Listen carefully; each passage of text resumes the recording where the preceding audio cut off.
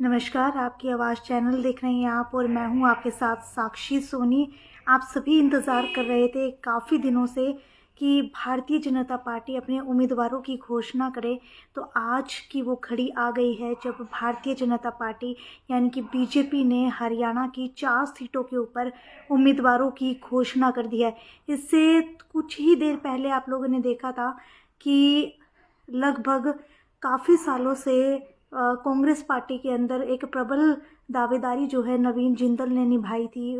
कांग्रेस की सीट के ऊपर काफ़ी समय तक उन्होंने चुनाव लड़ा था। 2 बार तक जो है वो कुरुक्षेत्र से चुनाव भी लड़ चुके हैं। लेकिन अगर अब की बात की जाए तो जिंदल परिवार का एक बड़ा नाम नवीन जिंदल जो है इस वक्त भारतीय जनता पार्टी के अंदर शामिल हो चुके हैं और कुरुक्षेत्र की लोकसभा सीट से भारतीय जनता पार्टी के उम्मीदवार भी घोषित हो चुके हैं। वहीं अगर हिसार की बात की जाए तो हिसार जो है एक काफ़ी हॉट सीट मानी जा रही थी। काफ़ी कयास लगाए जा रहे थे कि हिसार की लोकसभा सीट से आखिरकार कौन जो है वो चुनावी मैदान के अंदर उतरने वाला है भारतीय जनता पार्टी की तरफ से। लेकिन काफ़ी दिनों से कयास लगाए जा रहे थे कि हो सकता है कि कैप्टन अभिमन्यु उतर सकते हैं हिसार सीट से, या फिर रणबीर गंगवा का भी नाम आ रहा था और कहीं ना कहीं जो है दबी आवाज़ के अंदर कुलदीप बिश्नोई का भी नाम सामने आ रहा था और वहीं कहीं ना कहीं थोड़ा बहुत जो नाम है वो कैप्टन भूपेंद्र का भी सामने आ रहा था।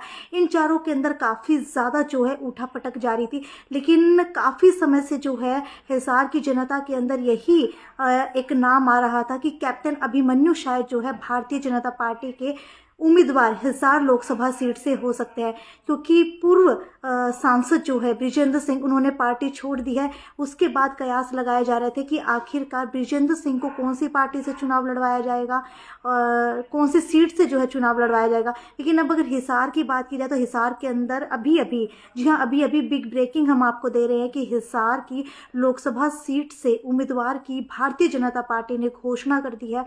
और बिजली एवं जेल मंत्री जो दोबारा से मंत्री बने हैं कैबिनेट के अंदर, जी हाँ, नायाब सैनिक कैबिनेट के अंदर एक बार दोबारा से मंत्री बने हैं, उन्हें जिम्मेदारी दी गई है हिसार लोकसभा की। जी हाँ, रणजीत चौटाला जो चौटाला परिवार से ही आते हैं, आईएनएलडी का कई लोग हिस्सा भी मानते हैं उन्हें, लेकिन वो काफ़ी समय से निर्दलीय विधायक थे। लेकिन अंदर खाते जो है और सामने खुल करके वो भारतीय जनता पार्टी को सपोर्ट देते हुए नजर आते थे। हालांकि काफ़ी दिनों से कयास लगाए जा रहे थे कि रणजीत चौटाला भारतीय जनता पार्टी ज्वाइन कर सकते हैं।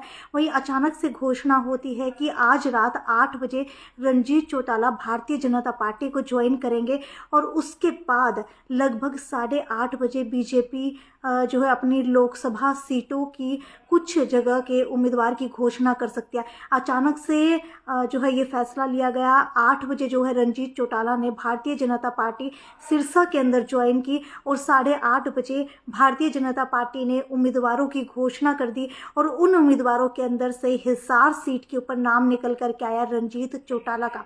अब समझते हैं कि आखिरकार रणजीत चौटाला को हिसार लोकसभा की सीट क्यों दी गई है। क्योंकि अगर हिसार लोकसभा सीट की बात की जाए तो कहीं ना कहीं जो है जाट नॉन जाट वोटर्स के बीच में ये सीट अटकी हुई थी। काफ़ी ज़्यादा हॉट सीट मानी जा रही थी, हिसार की हॉट सीट मानी जाती है लोकसभा सीट। और वहीं कई सारे कयास लगाए जा रहे थे जिसके अंदर से अब ये तो साफ हो गया है कि रणजीत चौटाला ये लोकसभा सीट का चुनाव हिसार से लड़ने वाले हैं। लेकिन कहीं ना कहीं जो है जाट होते हुए जो है उन जाट वोटर्स को साधने की कोशिश हो सकती है इस वक्त हिसार से। वहीं आपको बता देते हैं कि रणजीत चौटाला जो है हिसार के अंदर काफ़ी एक्टिव नज़र आते थे, चाहे वो कितने भी बिजी हों, लेकिन कहीं ना कहीं जो है हर महीने की 5 तारीख को हिसार में पहुंचते थे। और अगर उनके ग्राफ की बात की जाए तो ग्राफ से जो है भारतीय जनता पार्टी काफ़ी ज़्यादा खुश थी।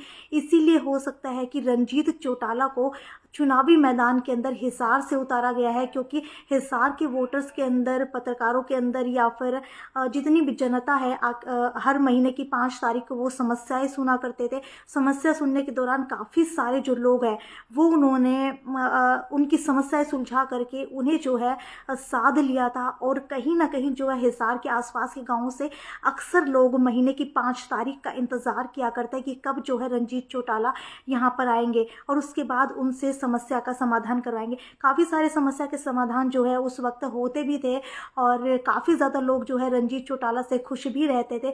शायद बीजेपी ने जो पैरामीटर सेट किया था उसके बिहाफ के ऊपर रंजीत चौटाला जो है वो खरे उतरे। इसकी वजह से हिसार लोकसभा सीट से रंजीत चौटाला को ये जिम्मेदारी दी गई है। अब तीसरी सीट की बात करें तो तीसरी सीट आपको बता देते हैं कि सोनीपत से, जी हाँ, सोनीपत से मोहन लाल बडोली को उम्मीदवार के रूप में उतारा गया है। वहीं रोहतक की भी काफ़ी ज़्यादा हॉट सीट मानी जाती है और बीजेपी ने यहाँ पर डॉक्टर अरविंद कुमार शर्मा को सीट पर उतारा है। लेकिन अब देखने वाली बात यह है, अगर हिसार की बात की जाए तो हिसार के अंदर क्या रहने वाला है, क्योंकि इनेलो ने भी, जी हाँ, INLD ने भी अपनी बहू यानी कि सुनैना चौटाला को मैदान के अंदर उतार दिया है। वहीं जननायक जनता पार्टी की तरफ से भी ये कयास लगाए जा रहे हैं कि नैना चौटाला जो दुष्यंत चौटाला की मां है उन्हें उतारा जा सकता है। तो हो सकता है कि चौटाला परिवार की दोनों बहुएं जो है वो आमने सामने इस वक्त हो सकती हैं। लेकिन कयास जो है वो तो कुछ भी लग सकते हैं। लोकसभा सीट आपको पता है कितनी ज़्यादा अहम होती है और इसी से जो है सेंटर की राजनीति तय होती है। इसी के बिहाफ के ऊपर जितनी भी सीटें आती हैं उसके बाद प्रधानमंत्री जो है वो चुने जाते हैं। वहीं हरियाणा के अंदर 10 लोकसभा सीटें हैं।